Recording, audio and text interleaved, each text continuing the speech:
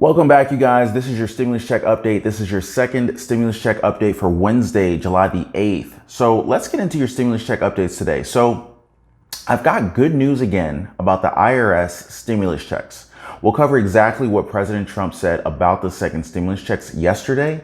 And we'll talk about how this could finally be the financial aid in the form of stimulus checks that many of you guys who are on Social Security, fixed incomes like Social Security, SSI, SSDI, so desperately need. So basically up to this point, it's almost like this segment of the population has been largely forgotten and left out. So we'll discuss what the Fed and economists are suggesting should be done immediately for getting stimulus checks out to everyone to prevent a massive recession and unprecedented levels of homelessness. So, for all you guys with side hustles or small businesses, have you gotten your $1,000 grant yet? The EIDL advance? So the EIDL, that's the Economic Injury Disaster Loan from the SBA. The funding is still available and it's up for grabs. I've seen a lot of your questions in the comments. So just to be clear, there's an EIDL loan and EIDL grant / advance. You can take the loan or you could take the grant, or you could do both. The EIDL loan has to be repaid, but the EIDL grant does not need to be repaid. To apply for the grant, you would actually use the same application used that you would apply for the EIDL loan with. You just want to make sure that the box is checked for the $10,000 grant. You'll select the box for the $10,000 grant because the way the program works is the small business, if you're a small business owner, independent contractor, those of you guys who are self-employed or, you have side hustles that were established before January 31st this year, you can qualify for $1,000 per employee up to $10,000 or 10 employees.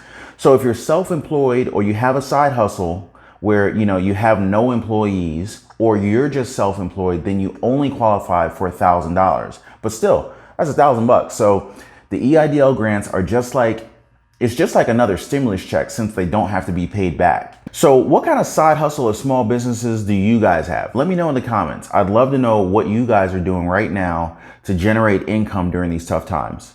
So I'll drop a link in the description down below so that you can apply for the EIDL grant or for the loan, whatever you want. I'll leave it in the description down below if you want it. So before we get into it, I just want to say welcome back to all my subscribers. I love you guys.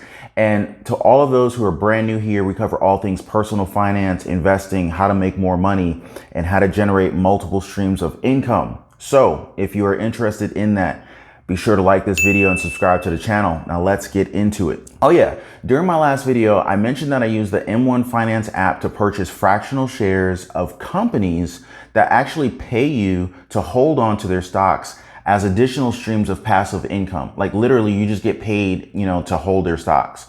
So I've read your comments and don't worry, I'll be making a video on, exactly how I do this pretty soon. But just to answer a couple of quick questions about it, the M1 Finance app is totally free. It's free to use. And I just started with $100 just to test it out and make sure it was legit. Now, most people think that you need a lot of money to invest, but it's just not true. And this is a great example of that because you can invest with as little as $10. And, once you're set up, you can buy fractions of expensive stocks like Tesla and Amazon for, just for example, for only $10, you can get into these companies. So I thought that was pretty cool. That's one of the reasons why I signed up. But anyway, don't worry, you guys, I'll be making a video on, how I use it and how I find the companies that pay you regularly through dividends to own their stocks. I personally believe that everyone can achieve some degree of financial freedom. And, this is just one of the ways that I use to achieve that. So if you guys have any questions that you'd like me to answer in a future video, do me a favor, just drop a comment below. I read all the comments and I'll get back with you on that. Okay, guys, so yesterday, President Trump said that Americans can expect another round of stimulus checks in 2020. We already knew he was on board. He said that we are working on another stimulus package and that it will take place very soon. Now that's coming directly from President Trump. President Trump said his administration and Congress are currently working on negotiating the exact amount that will go into the next round of financial relief for everyone. So, these statements come right after Mitch McConnell's comments during a press conference in Kentucky. I don't know if you guys remember that video I did recently where McConnell said, a second round of stimulus payments will likely target people who are most impacted by the pandemic. He said, I think the people who have been hit the hardest are people who are making about $40,000 a year or less. McConnell also said, now that's what he said on Monday. And, he said many of them work in the hospitality industry. So we knew that the hospitality industry was among one of the industries that were hit the hardest. That's, airline industry, hotel, restaurants, travel and tourism and stuff like that. So based on what we're seeing, it appears that the GOP is finally starting to lean toward providing more stimulus aid toward the lower income taxpayers. Now, based on the history of, Mitch McConnell, he doesn't generally arbitrarily just throw things out there. So if he mentioned $40,000 income or less, I'm pretty confident that this is for a reason. So, and not to mention, many members of the Senate and even Larry Kudlow has said it, a lot of times that the next round of stimulus checks will be much more targeted than the first round. So a more targeted round of stimulus checks would also be less expensive. And, getting closer to a $1 trillion stimulus bill is exactly what Mitch McConnell was aiming for from the start. I mean, especially compared to the $3.3 trillion bill that the House passed back in May, which was the HEROES Act. So, what does this mean for those of you guys who are on fixed incomes, like those receiving Social Security, SSI, and SSDI benefits? Well, this group would largely fall into the category of an income bracket that's less than $40,000 a year. So is this the government finally recognizing the financial hardships of those of you guys on fixed incomes? I mean, I thought that they were totally oblivious to it. So maybe this is it.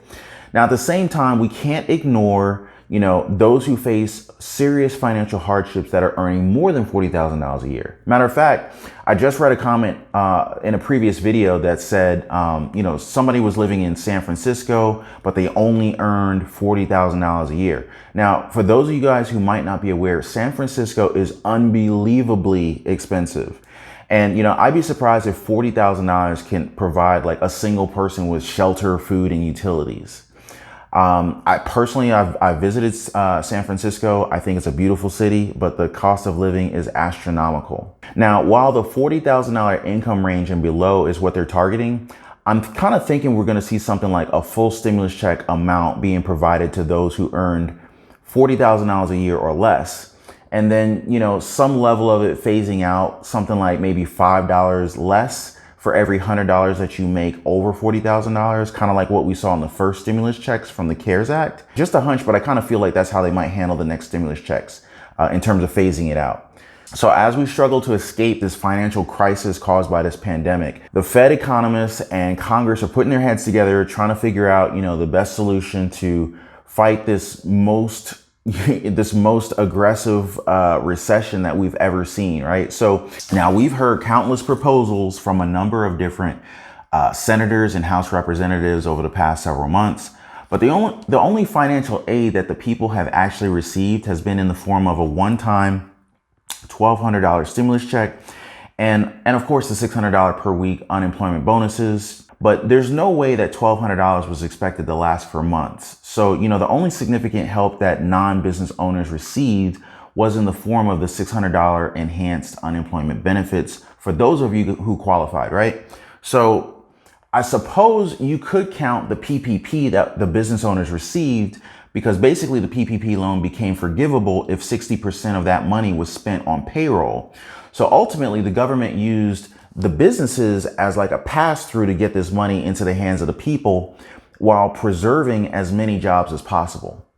I know the PPP loans got a lot of backlash, over the last several weeks, but in all honesty, I personally believe that the PPP loans helped more people than it did businesses, or at least it helped people almost as equally as it helped businesses. So just my take on that. Let me know in the comments what you guys think about how the PPP money was used and who you think it benefited. But a new concept has been presented recently regarding a stimulus check, or how stimulus checks and how to best approach the issue providing enough stimulus support to the economy and the people without providing too much, which would further increase the national debt, which is kind of why, Mitch McConnell and the Senate were pushing this whole wait and see approach, right?